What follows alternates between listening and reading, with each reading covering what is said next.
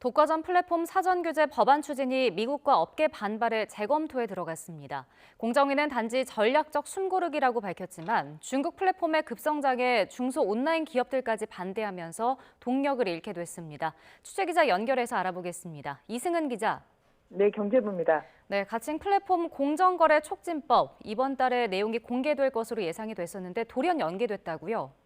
그렇습니다. 조홍선 공정거래위원회 부위원장은 어제 브리핑에서 독과점 플랫폼 사전 지정 제도를 포함해서 다양한 대안을 열어놓고 논의하고 있다고 말했습니다. 또 업계 의견을 반영해서 목적을 달성할 수 있는 합리적 대안이 있는지 더 보겠다고 말했습니다. 독과점 플랫폼 사전 지정은 법안의 핵심이어서 전면 재검토 의미로 해석됩니다. 발표를 들여보시겠습니다.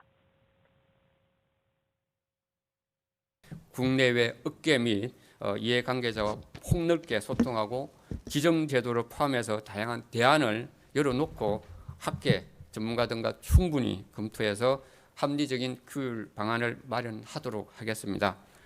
이를 위해 당장 법안 내용을 공개하기보다는 법안이 시장에 미치는 영향을 고려해서 좀 더 추가적인 의견 수렴을 해 나가도록 하겠습니다.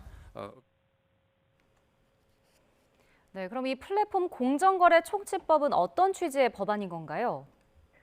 네, 카카오 택시는 독점적 점유율을 바탕으로 자사 가맹 택시를 우대하다 적발됐고, 구글은 자신과 거래하는 게임사들이 원스토어에 앱을 출시하지 못하도록 방해했습니다. 이 같은 플랫폼의 부정행위를 막기 위해서 예를 들어 구글이나 카카오, 네이버 등 독과점 플랫폼을 시장 지배적 사업자로 미리 지정해서 불공정 행위를 사전 규제하기 위한 법안입니다. 온라인 업체들의 시장 장악 속도가 빠른 만큼 기존 공정거래법보다 신속하게 대응하겠다는 취지입니다.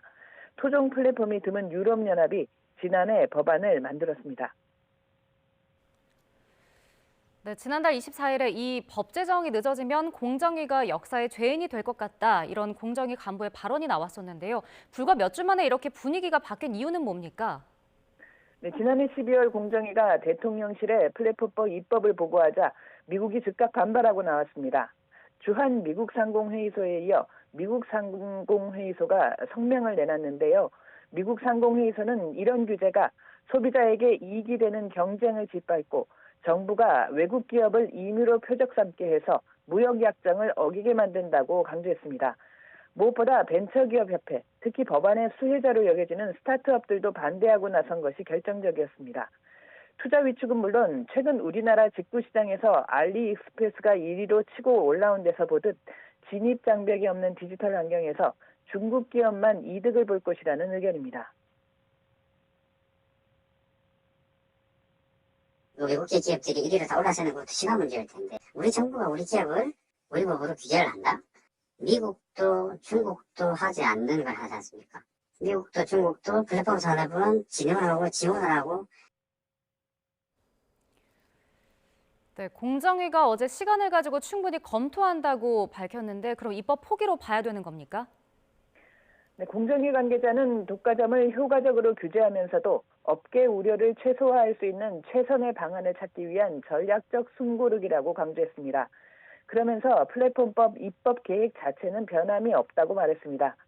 소상공인과 소비자단체들이 찬성 입장인 가운데 공정위는 마땅한 대안이 없다면 원안대로 입법에 나설 수도 있다고 설명했습니다. 하지만 미국에서 플랫폼 규제 움직임이 힘을 잃고 있는 데다 중국 플랫폼 급성장 속에 힘이 빠지고 있는 상황입니다. 지금까지 YTN 이승은입니다.